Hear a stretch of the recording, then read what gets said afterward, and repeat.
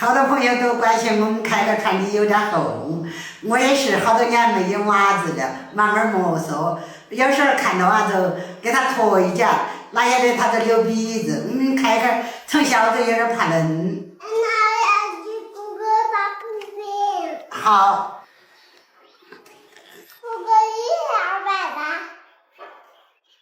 我上班呢，你在干嘛？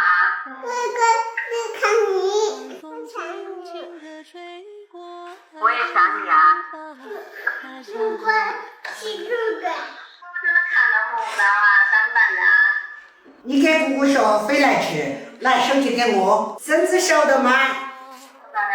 我可以哎呀，你好热呀，都是吃水的。姑姑奶奶。啊，听见了。来。姑姑带你的他妈妈。我上班是看看。姑姑一直在看妈东西。姑姑手不黑了，我没有买钱了。谢谢。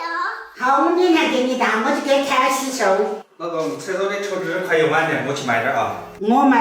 我都是在抖音商城买的，现在起还有几分1分钱抢生活常用的好东西，备点好吃的，像我们平时囤的纸巾、方便面，全是直接在抖音商城下单的，省心又省钱。那太划算了，我去看看。好简单，你现在点评论指定链接就有几分1分钱。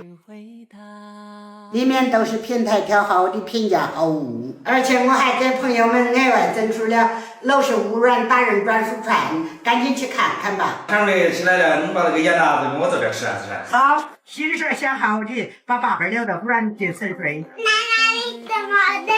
我盐拿了呀，盐拿了呀，你吃吧。好吧，就去爸爸。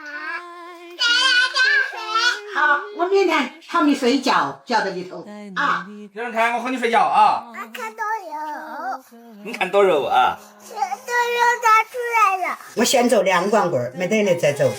切好了，装到无油无水的罐棍里头，最好切点生姜和大蒜，把生姜大蒜切好了放锅中，倒点生抽，倒点陈醋，来点白糖，凑合生抽烧了，我再来一点。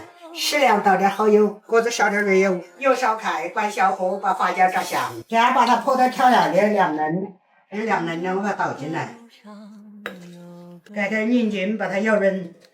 这样1罐好吃的盐辣子就完成了。冰箱拿来保鲜的，能当然不能吃了。